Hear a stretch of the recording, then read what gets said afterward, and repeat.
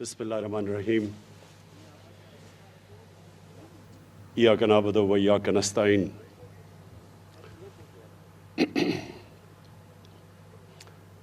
جناب عثمان بزدار،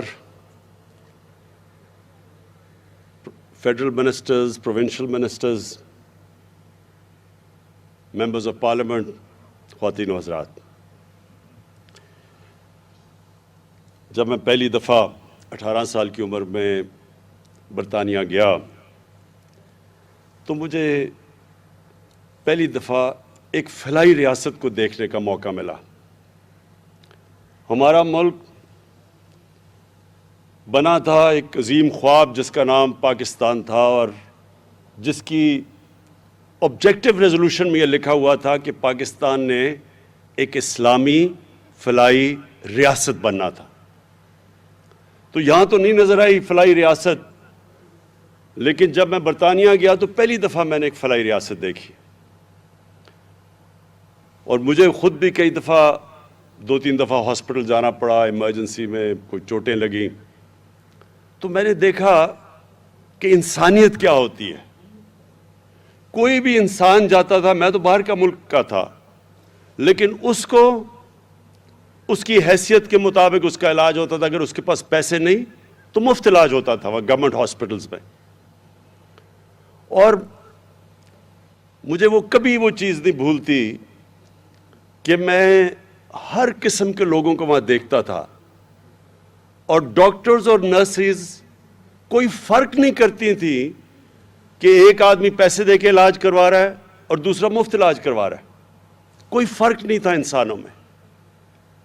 میری جب والدہ بیمار ہوئی تو میں ان کو برطانیہ لے کے گیا، تو ان کا جو ڈاکٹر تھا اس نے نیشنل ہیلتھ کے ہاسپٹل میں ان کا علاج کر رہا تھا، اور ان کے جو نیشنل ہیلتھ کے ہاسپٹلز تھے ان میں مفت علاج ہوتا تھا، مفت، جو کہ لوگ پیسے نہیں دے سکتے تھے۔ تو میں اپنی والدہ کے لیے پیسے دے کے علاج کروا رہا تھا، اور ان کے ساتھ والے بستر پہ ایک عورت تھی جس کا مفت علاج ہو رہا تھا۔ تو میں مسلسل دیکھا کہ ڈاکٹرز اور نرسز کوئی فرق نہیں کرتی تھیں ان کے بیچ میں۔ تو یہ یاد رکھیں، میں اپنی قوم کو بار بار ایک چیز سمجھاتا ہوں کہ ہمارے نبی کو رحمت للعالمین کہتے تھے۔ اللہ نے قرآن میں ان کو رحمت للعالمین بنایا تھا، سب انسانوں کے لیے رحمت بن کے آئے تھے۔ اس کو اگر ایک قدم آگے لے جائیں تو جو بھی ان کی سنت پہ اور ان کے راستے پہ چلے گا، اللہ کی رحمت ان لوگوں کے اوپر آئے گی۔ تو میں نے تو اپنی آنکھوں سے دیکھا کہ وہ ملک جو ہمارے دین والے تو لوگ نہیں وہاں، لیکن میں نے اللہ کی برکت دیکھی ادھر۔ وہاں اس طرح کے حالات نہیں جو ہمارے ملک میں، کیونکہ وہ مدینہ کے ریاست کے زیادہ قریب ہے ہمارے سے۔ اسکینڈینیویا چلے جائیں، وہاں اور زیادہ قریب ہیں، برطانیہ سے بھی بہتر فلاحی ریاست ہے۔ لیکن آپ اپنی 50 سے اوپر مسلمان ملک ہیں، اور مجھے زیادہ تر موقع ملا ان مسلمان ممالک میں جانے کا، اور مجھے افسوس سے کہنا پڑتا ہے کہ شاید ہی وہاں کوئی فلاحی ریاست میں نے دیکھی ہے۔ تو مجھے اس کے ایک محمد عبدو، بہت بڑا مسلمانوں کا عظیم اسکالر تھا، عالم تھا، تو وہ آج سے کوئی 150-125 سال پہلے جب یورپ گیا تو اس نے مصر واپس آ کے کہا کہ یورپ میں مجھے مسلمان تو نہیں نظر آئے، لیکن بڑا اسلام نظر آیا، اور مصر میں مسلمان تو بڑے ہیں لیکن اسلام بہت کم ہے۔ تو میں ہمیشہ سوچتا تھا کہ ہم کیسے، پاکستان میں اتنی بڑی ہماری آبادی ہے، ہم کدھر سے پیسہ لے کے آئیں گے اس ملک کو ایک فلاحی ریاست بنانے کے لیے؟ اور خاص طور پہ جو سب سے زیادہ پیسہ خرچ ہوتا ہے وہ وہ ہیلتھ پہ ہوتا ہے۔ اس سے تعلیم اور ہیلتھ پہ تقریباً ایک ہی برابر، لیکن ہیلتھ میں اور بھی زیادہ پیسہ خرچ ہو جائے، یعنی گورنمنٹ کے ہاسپٹل بناؤ، وہاں مفت علاج کرو، اور ساری آبادی کو کور کرو. تو میں سوچتا تھا کدھر سے پیسہ آئے گا, کیونکہ برطانیہ کا تو جو ہیلتھ بجٹ ہے, صرف ہیلتھ کے اوپر جو سالانہ بجٹ ہے, وہ پاکستان کے 22 کروڑ کے بجٹ سے کئی گنا زیادہ ہے. تو میں سوچتا تھا کدھر سے پیسہ آئے گا. تو جب ہماری حکومت پختونخوا میں آئی, ہم نے یہ ایکسپیریمنٹ کیا, اور میں پختونخوا کی حکومت کو خاص یہ خراج تحسین پیش کرتا ہوں کہ انہوں نے پہلی دفعہ ہیلتھ کارڈ نکالا, اور بڑا ڈر کے, کیونکہ پتہ نہیں تھا کہ کیا ہوگا, کیونکہ پاکستان میں تو اس طرح کا کوئی سوچا ہی نہیں کسی نے. تو ہیلتھ کارڈ تھا صرف غریبوں کے لیے. پختونخوا میں پہلے ہیلتھ انشورنس نکالی انہوں نے. تو جب وہ کامیاب ہوئی تو ہم نے پھر یہ بڑا قدم اٹھایا, اور یہ آپ کو میں یقین دلاتا ہوں, آپ دنیا میں کہیں بھی چلے جائیں, آپ کو یونیورسل ہیلتھ کوریج, یہ جو ہیلتھ کارڈ آپ کو دے رہا ہے, یہ امیر ترین ملکوں میں نہیں ملے گی. اگر ادھر انہوں نے ہیلتھ انشورنس لینی ہوتی ہے, اس کے پیسے دینے پڑتے ہیں, پریمیم دینا پڑتا ہے. یہاں تو ہم اپنے سارے پنجاب کے اور پختونخوا, انشاءاللہ گلگت بلتستان, آزاد کشمیر جدھر ہماری گورنمنٹس ہیں, اور جو کولیشن گورنمنٹ بلوچستان میں بھی ہے, وہاں ہم سارے خاندانوں کو ہیلتھ کوریج دے رہے ہیں.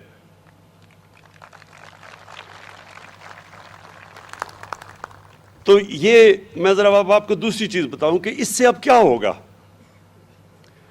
ابھی ہمارا مسئلہ کیا ہے پاکستان میں؟ پہلے تو ہمارے پاس اتنا پیسہ ہی نہیں کہ اتنے زیادہ ہاسپٹل بنائیں جدھر ساری عوام تک ہم پہنچ سکیں. ہماری آبادی اتنی تیزی سے بڑھی ہے کہ وہ جتنی ہماری آبادی ہے اس کے لیے اگر ہم پورے ہاسپٹلز بھی بنا دیں, اور پھر جو پیسہ ہاسپٹلز کو چلانا, وہ ہم کر ہی نہیں سکتے پورا. ہمارے پاس کبھی بھی اتنا پیسہ نہیں آئے گا کہ ہم ہاسپٹل بھی بنائیں, ہم پھر وہاں دوائیں بھی دیں, ڈاکٹرز کی بھی فیس دیں, نرسز بھی دیں, جو پیرامیڈیکل سٹاف ہے اس کے لیے بھی تنخواہیں دیں. ہمارے پاس پیسہ اتنا آ ہی نہیں سکتا. اگلے 5 سال میں تو نہیں آ سکتا, اس کے بعد انشاءاللہ آ بھی سکتا ہے, جو پاکستان میں اللہ نے نعمتیں بخشی ہیں. تو تب میں نے یہ جو ہیلتھ کارڈ ہے, اب یہ ایک کئی چیزیں اللہ کی طرف سے انسان جب کوشش کر رہا ہوتا ہے تو اس کے اوپر سے مدد آتی ہے. تو اس سے اب کیا ہوگا؟ جو مسئلہ سب سے بڑا اس وقت ہمارے اکثریت عوام کو ہے کہ دیہاتوں کے اندر, چھوٹے شہروں میں, وہاں ہمارے جو ڈسٹرکٹ ہاسپٹلز ہیں, میں نے اتنی دفعہ دیکھا وہاں ڈاکٹرز ہی نہیں ہوتے. وہ بیچارے وہاں سے دور سے لوگ سارے ڈویژنل ہیڈ کوارٹرز کے ہاسپٹل میں آتے ہیں, اور وہاں اتنی زیادہ لوگ آ جاتے ہیں کہ وہاں ایک بستر پہ 3 لوگوں کو سلانا پڑتا ہے. بچے آپ دیکھیں, چھوٹے بچوں کو وہاں 3 بچے ایک بستر پہ ہیں, اور کئی دفعہ انفیکشنز ہوئی ہوتی ہے اور وہ ایک ہی بستر پہ, کیونکہ جگہ ہی نہیں ہے ہسپتالوں میں. تو تھوڑے سے ہاسپٹل میں زیادہ تر لوگ پہنچ جاتے ہیں, اور جو پیسہ خرچ کر رہی ہے حکومت ڈسٹرکٹ ہاسپٹلز میں, وہ خالی پڑے ہوتے ہیں کیونکہ وہاں ڈاکٹرز ہی نہیں جاتے. تو یہ جو اب ہیلتھ کارڈ ہے, یہ کیا کرے گا؟ اب چھوٹے سے چھوٹے بھی شہر کے اندر پرائیویٹ سیکٹر جائے گا ہاسپٹل بنانے, جو پہلے نہیں جاتا تھا. پرائیویٹ سیکٹر صرف بڑے شہروں میں ہاسپٹل بناتے ہیں, کیونکہ وہ سمجھتے ہیں چھوٹے شہروں میں پیسے ہی نہیں لوگوں کے پاس. اب یہ جو ہیلتھ کارڈ آئے گا, یہ پہلی دفعہ چھوٹے شہروں میں, قصبوں میں, بلکہ گاؤں میں بھی پرائیویٹ سیکٹر جائے گا ہاسپٹل بنانے, کیونکہ اب لوگوں کے پاس پیسے ہوں گے اپنا علاج کروانے کے لیے ہیلتھ کارڈ کے ذریعے. تو انشاءاللہ یہ ایک سارے پاکستان میں خود ہی ہیلتھ کوریج پہنچ جائے گی. دوسرا, ان سرکاری ہاسپٹلز میں جدھر ڈاکٹرز نہیں جا رہے, جدھر کام نہیں ہو رہا, ظاہر ہے مریض تو وہاں نہیں جائیں گے, مریض ادھر جائیں گے جس پرائیویٹ ہاسپٹل میں جدھر ان کو علاج مل رہا ہے. تو اب یہ گورنمنٹ ہاسپٹلز میں پریشر پڑ جائے گا. جب دیکھیں گے, گورنمنٹ دیکھے گی کہ ہاسپٹل میں کوئی آ ہی نہیں رہا, تو وہ پوچھے گی کہ کیوں نہیں آ رہا جناب. وہ ڈاکٹرز کی پوچھ گاچھ ہوگی جو اب تک نہیں ہوتی. اور یہ آپ دیکھنا کہ ساری پاکستان کے ہیلتھ سسٹم میں انشاءاللہ ایک انقلاب آئے گا, اور آپ کی دیکھتے دیکھتے انشاءاللہ آئے گا. میری آج بات یاد رکھنا.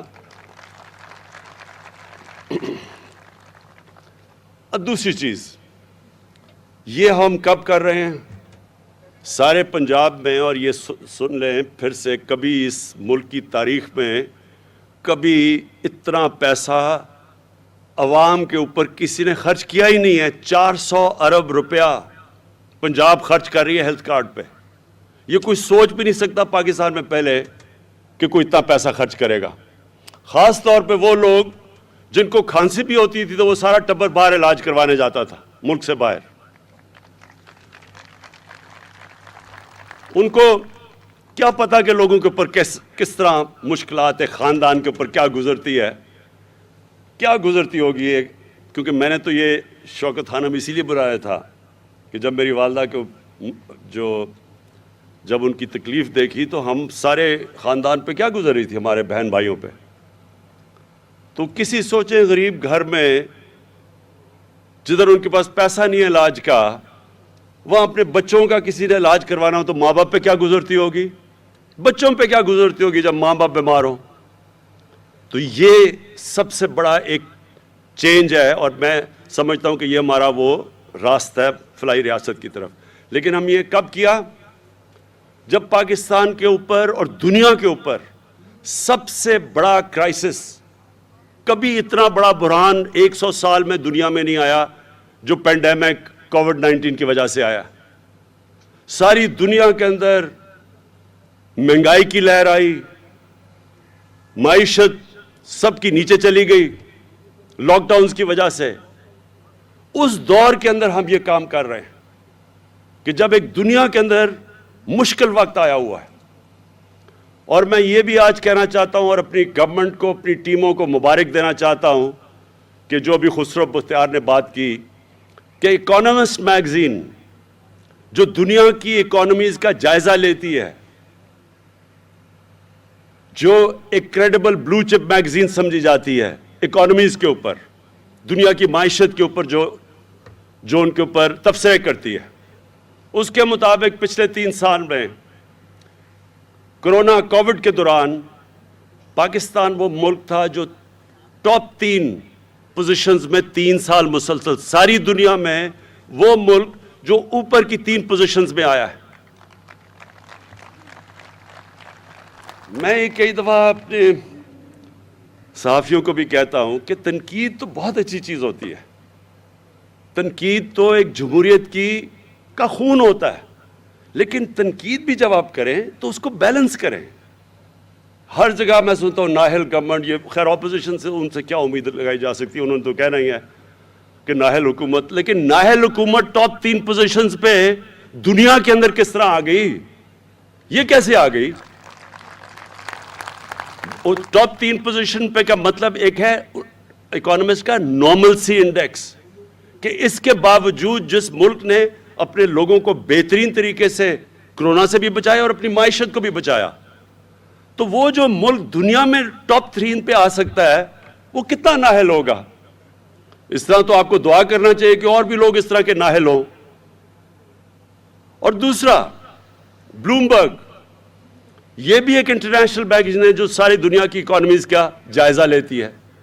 بلومبرگ کے مطابق جو اگلے 10 سال میں جو پاکستان کی اکانومی سسٹینیبل ڈیولپمنٹ پہ چلی گئی ہے, یعنی پچھلے 10 سال سے اب تیزی سے اوپر جا رہی ہے. یہ بلومبرگ کا تجزیہ ہے. پھر ورلڈ بینک نے ویریفائی کیا ہے کہ پاکستان کی جو ابھی خسرو نے جو بیج بھی پہنا ہوا ہے کہ جو ہماری معیشت کی گروتھ ہوئی ہے یعنی دولت میں اضافہ ہوا ہے وہ 5.37% ہے. تو اگر اتنی بری حکومت کر رہی تھی تو یہ کس طرح, یعنی یہ وہ ہے جو نون لیگ نے 5ویں سال میں یہاں پہنچی تھی قرضے لے کے, خسارے بڑے بڑے کر کے. ملک کو جو کرنٹ اکاؤنٹ ڈیفیسٹ ہوتا ہے وہ پاکستان کی تاریخ کا سب سے بڑا خسارہ تھا. ہم نے یہ 5.37% کیا, سب سے کم کرنٹ اکاؤنٹ ڈیفیسٹ کو ختم کر کے, خسارے کو ختم کر کے کیا ہے. اس لیے بلومبرگ کہہ رہی ہے کہ ملک صحیح راستے پہ نکل گیا. اور اس کے علاوہ بھی دنیا پاکستان کی جو کلائمیٹ چینج جو اس وقت سب سے جو آگے سمجھ رہی ہے کہ دنیا کا بہت بڑا مسئلہ آ رہا ہے گلوبل وارمنگ کا, اس میں پاکستان کو لیڈر مانا جاتا ہے کہ ہم دنیا میں سب سے آگے ہیں. क्लाइमेट चेंज में बोरिस जॉनसन बर्तानिया के प्राइम मिनिस्टर ने यूनाइटेड नेशंस में पाकिस्तान का नाम लिया कि यह मुल्क सबसे बेहतर काम कर रहा है क्लाइमेट चेंज की तरफ। हमारा जो एहसास प्रोग्राम है वो वर्ल्ड बैंक ने एक्नॉलेज किया कि दुनिया में चौथे नंबर पे सबसे बेहतरीन एहसास प्रोग्राम है। तो ये मैं वो बातें कह रहा हूं जो आप अपने मोबाइल के ऊपर चेक कर सकते हैं। अब तो बड़ा आसान है, गूगल करें कि क्या मैं सच बोल रहा हूं या नहीं बोल रहा।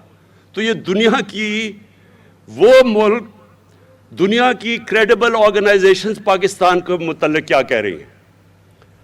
हमारे जो पिछले 2 सरबराह गुजरे हैं पिछले 10 साल में, इनके ऊपर भी वैसे दुनिया बड़ा तबसरा करती थी।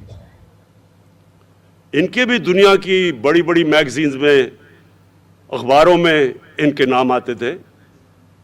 इनके ऊपर बीबीसी की दोनों डॉक्यूमेंट्री बनी थी, दोनों सरबराहों के ऊपर। लेकिन वो बनी थी कि इन्होंने किस तरह पाकिस्तान का पैसा चोरी किया, ये कितने करप्ट हैं। इनकी करप्शन की दास्तानें बाहर आती थी। कभी इनकी तारीफ नहीं की कि इन्होंने मुल्क का क्या फायदा करवाया है।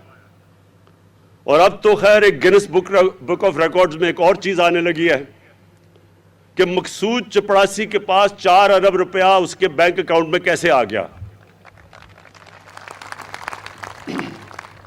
ये सारी दुनिया अब हैरान होगी कि 10,000 रुपया जो तनख्वाह लेता है आदमी, वो ये शहबाज शरीफ के बेटे की शुगर मिल के अंदर उसके बैंक अकाउंट में 4 अरब रुपया यानी कि 400 करोड़ रुपया कैसे पहुंच गया। जब आप इनकी तय में जाएंगे तो आपको पता चलेगा कि हमारा मुल्क क्यों नहीं उधर पहुंच सका जिधर इसको पहुंचना चाहिए था। अल्लाह ने इस मुल्क में हर किस्म की नेमत दी है, लेकिन अगर आप फैक्ट्री के ऊपर भी एक डाकू को बैठा देंगे, वो फैक्ट्री भी बैंकरप्ट हो जाएगी। ये जो बड़े बड़े खसारे हैं, ये हर उन मुल्क को आप उठा के देख लें जो गरीब मुल्क है। मैं आपको आज दावे से कहता हूं कि एक एक दुनिया में मकरूज और गरीब मुल्क देख लें जिधर गुर्बत ज्यादा है। हर जगह उधर इसी तरह के डाकू मुल्क के ऊपर बैठ के पैसा चोरी करके मुल्क का पैसा बाहर लेके जा रहे होंगे। कभी भी कौम इसलिए गरीब नहीं होती कि उसमें वसाइल की कमी है। कभी कौमें गरीब नहीं होती वसाइल की कमी से। स्विट्जरलैंड है ही नहीं वहां वसाइल। कोई बताए कि वो कैसे दुनिया का सबसे खुशहाल खिता है। क्योंकि स्विट्जरलैंड में कानून की बालादस्ती है। स्विट्जरलैंड में कोई सोचता ही वहां कोई चोरी नहीं है, कोई कब्जा ग्रुप नहीं है, कोई वहां उनका सरबराह की जरूरत नहीं है कि मुल्क का पैसा चोरी करके बाहर लेके जाए। इदारे मजबूत हैं। और ये हमारी अब स्ट्रगल है मेरे पाकिस्तानियों। हमारी जो स्ट्रगल है वो इस मुल्क को एक कानून की बालादस्ती के ऊपर खड़ा करना है, एक फलाई रियासत बनाना है जो कि अपने कमजोर तबके को ऊपर उठाएगी। और मदीना की रियासत में इन्हीं 2 असूलों के ऊपर वो एक कौम खड़ी हुई थी जिसने दुनिया की इमामत की थी। वही 2 असूल थे। कानून के ऊपर कोई नहीं था, कानून की बालादस्ती थी, सब कानून के नीचे थे। और दूसरा, दुनिया की तारीख की पहली फलाई रियासत बनाई गई थी। और इन असूलों पे पाकिस्तान को खड़ा होना चाहिए था। तो अल्लाह का शुक्र है कि हम उस रास्ते पे निकल चुके हैं। पहला हमारा ये बहुत बड़ा एक एहसास प्रोग्राम है, एक कामयाब जवान प्रोग्राम है। और अब ये जो हेल्थ कार्ड है, ये सारा एक पाकिस्तान को फलाई रियासत की तरफ लेके जा रहा है। और दूसरा जो हमारा मुकाबला ये डाकुओं के टोले से है, और इनका सबसे बड़ा मसला ये है कि कानून के नीचे अपने आप को नहीं लाना चाहते।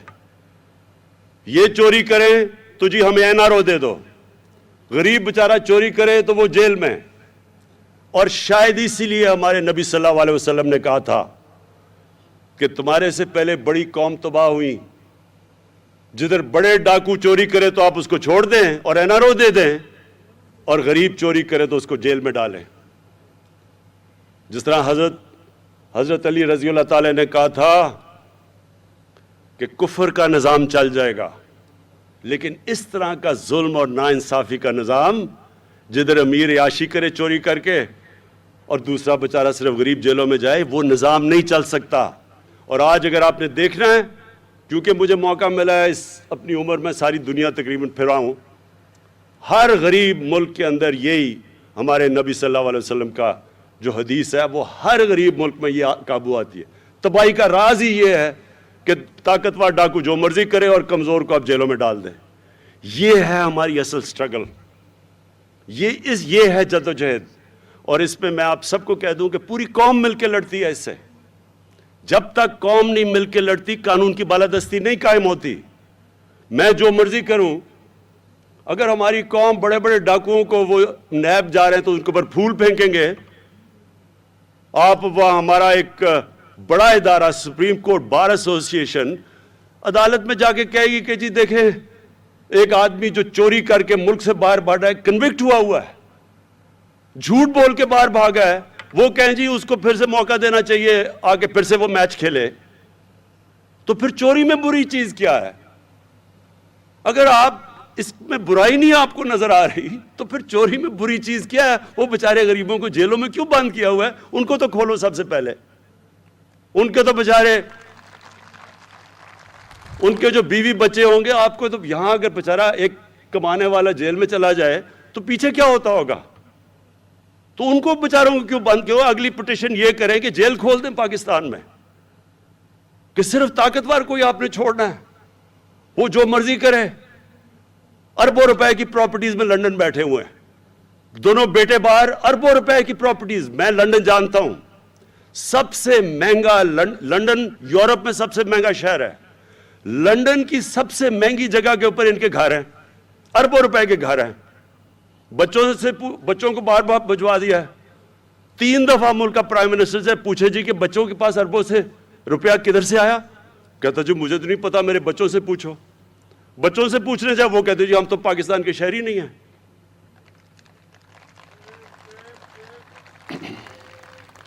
تو میرے باولپور کے شہریوں،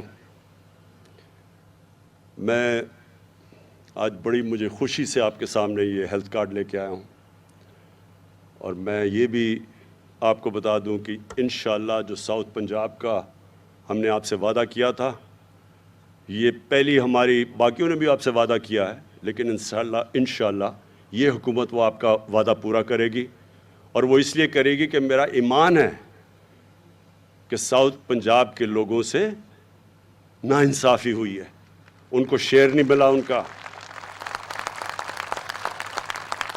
نہ نوکریوں میں شیئر ملا، نہ جو ان کا حق تھا کہ جو ان کے آبادی کے تحت جو ان کو شیئر ملنا چاہیے تھا بجٹ میں، نہ وہ ملا۔ اور انشاءاللہ یہ ناانصافی اب ختم ہوگی۔ ہم نے ابھی بھی چینجز کر دیے ہیں، جو ابھی بھی پیسہ آ رہا ہے اب ساؤتھ پنجاب پہ خرچ ہو رہا ہے وہ کبھی پہلے نہیں ہوا، اور انشاءاللہ یہ جو میں اگلی باری آپ سے جب ملاقات ہوگی میں ساؤتھ پنجاب کا جو سیکریٹریٹ ہے اس کی اوپننگ کے لیے آؤں گا۔ شکریہ۔